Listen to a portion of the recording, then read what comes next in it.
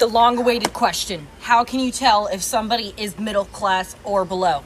Simple.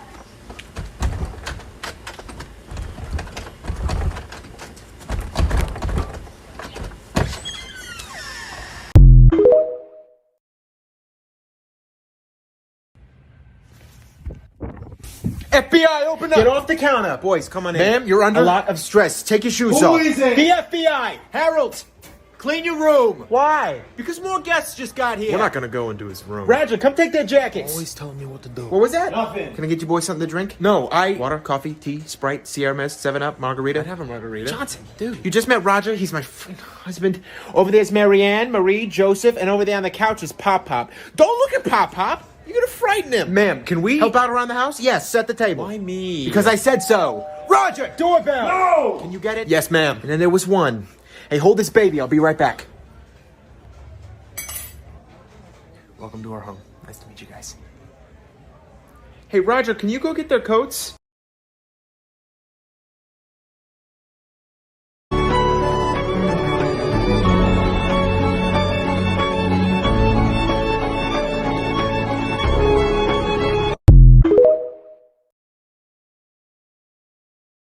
I left more talent in my toilet this morning than Green Day has ever had. Green Day sucks. I'm glad that you're thinking about us while you're taking dumps. We're doing something right. We'll think about you while we're sucking.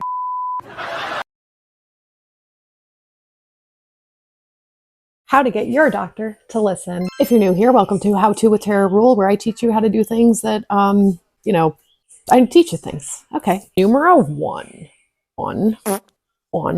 This step is the most abstract and the rest are more practical, but change the way you view healthcare. If you live in a place like the United States with privatized healthcare, that means that healthcare is a business. That means you are the customer. And what do we say in capitalist countries? The customer is always right. If your car was making a weird noise and you kept bringing it to the same mechanic and the mechanic was taking all of your money as if they were actually fixing your car, but instead of fixing your car, they kept sending you home with the same problem and telling you that there was nothing wrong with your car, would you accept that? You most certainly would not. Because guess what? The customer is always right. Guess what? It's no different with doctors. Once you stop viewing healthcare as a privilege that you are not entitled to and start viewing it as what it is, a business, the next steps are going to be easier, okay? Step dose. Don't bruise their ego. Doctors go to school for a very, very long time, and they've had to learn a lot, and they've had to work very hard to get to where they are. Many doctors are very reasonable and will listen to your concerns and what you think you might be dealing with. However, many doctors get very offended when someone is playing Dr. Google, meaning you Googled your symptoms and you think you know exactly what you have, and you very well may be right, but if you tell them that, they don't like it. Don't like it.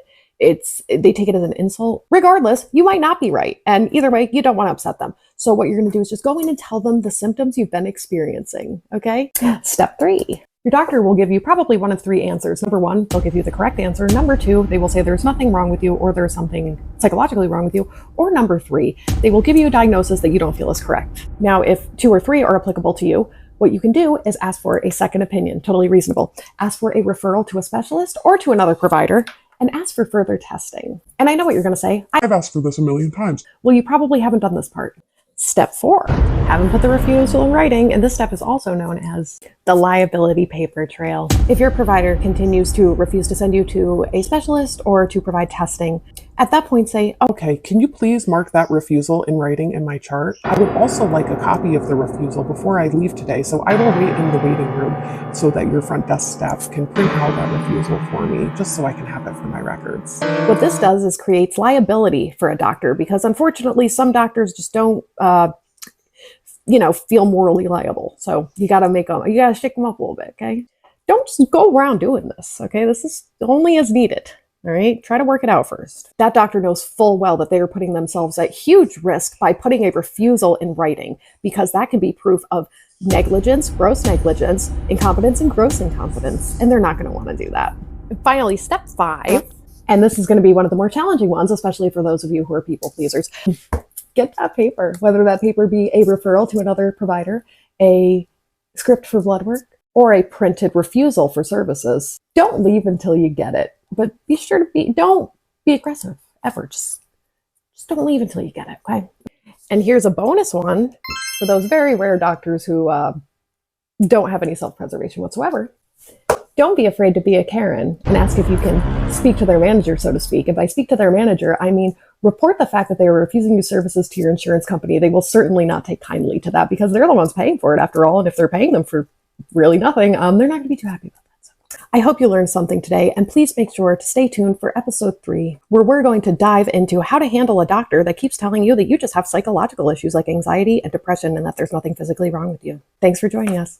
Bye. How to with Tara Rule, where you learn how to do things from Tara Rule.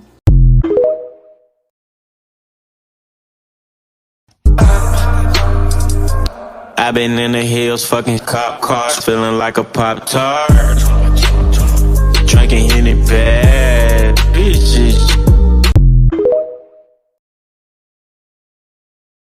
Do you have any friends who are gay, sad, or play Dungeons and Dragons? Do straight, happy people play Dungeons and Dragons? I was under the impression we were all gay and sad. I thought we were all gay and sad together.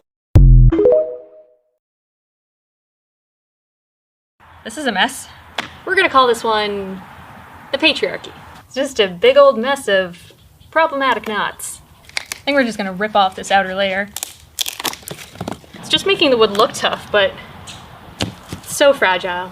It's just a big old gross... Let's smash it.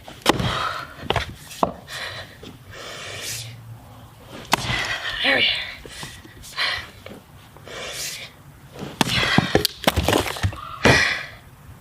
All right, now we burn it. I'm starving, darling. Let me put my lips to something. Let me wrap my teeth around. Oh, you want to play Psycho Killer? Can I be the helpless victim? Okay, let's see. No, please don't kill me, Mr. Ghostface. I want to be in the sequel. Fuck. You know what my favorite word is in Crete? Wawa. It means eggs. I have a cousin named Wawa. Well, potatoes in Crete is a 𝗧𝗶𝗸𝗧. But potatoes and eggs aren't even similar. I fucking love potatoes. You can do anything with potatoes. Mashed, baked, stuffed. Fuck, I want to get stuffed. But what makes a hash brown a hash brown? Fuck, I love hash. But wait, Earth in Cree is 𝗧𝗶𝗂𝘀, and eggs is 𝗧𝗂, 𝗧𝗶𝗂𝗧. Potatoes are Earth eggs. You're fucking onto something. And I fucking love eggs. You can do anything with eggs. Scrambled, hard-boiled, poached. Fuck, I want to get poached. What the fuck? Honestly, same though.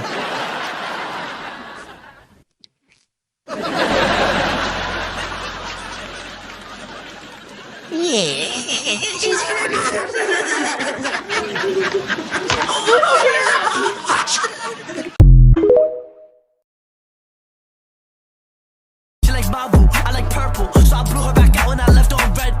Get it? Cause blue and red equals purple. So I blew her back out when I left her on red. Don't let that go over your head. Talk like this when you're really that. Feeling myself, I conceited. Feeling myself, I conceited. Feeling myself, I conceited. So many of you do not know what separating the art from the artist means. Not a magic spell that allows you to do whatever you want with absolutely no consequences. It's a framework that you use to discuss the work of dead artists and how it affected the world without necessarily talking about how racist they were. If I want to talk to you about H.P. Lovecraft's work and you chime in, that guy was crazy racist, I'd go, yeah, I know. We can separate the two and still discuss them. But I wouldn't buy his books if he were alive. J.K. Rowling is not a children's writer anymore. That is not what she spends the primary amount of her time doing. She is a TERF. That is her #1 job right now. She writes books that are anti-trans. She spends her time giving her money and time and power to anti-trans legislation and groups. She spends her time on the internet finding trans people who talk about her books and sending her followers to harass them. This is what she does now. She wasn't just making a mistake or sent an errant tweet or liked the wrong thing. This has been years and years and years of constant TERF transphobic rhetoric that she is very proud to tell you she believes in. She calls herself a TERF. She's proud of it. She uses it to hurt the trans community. So if you're going to try to tell me I'm not mature enough to understand how to separate art from the artist while you continue to feed the monster that's destroying our town, I don't think you're very smart.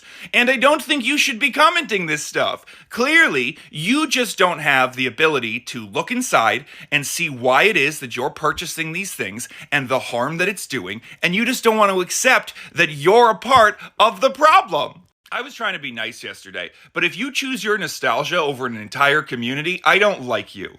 And since I can't prove that I'm God, I'm not allowed to judge you. So if you're like, you can't tell me what's good or bad, you're right. But what I can tell you is that if we ever met in person, I would dislike you to your face. You're taking phrases like, there's no ethical consumption under capitalism, and you have to separate art from the artist, and you're using it as a panacea for your guilt, because you know what you're doing is hurting people, and you don't care, because your nostalgia is more important than my and mine's safety and health. You are making this choice. You are choosing a poorly written, made-up wizard world over real-life people. And the fact that it annoys you that we keep pointing that out is, again, all on you. Joan has made it repeatedly clear that her belief is that if you support Harry Potter in any way, whether it be the old books or movies you already purchased or buying any of the new products, that you are tacitly supporting her views and she will continue to spread them. So you enjoy the bigot's world. You deserve it. 1 and 2. One of you is going to die. One of you is going to live. And the thing is, it's your choice.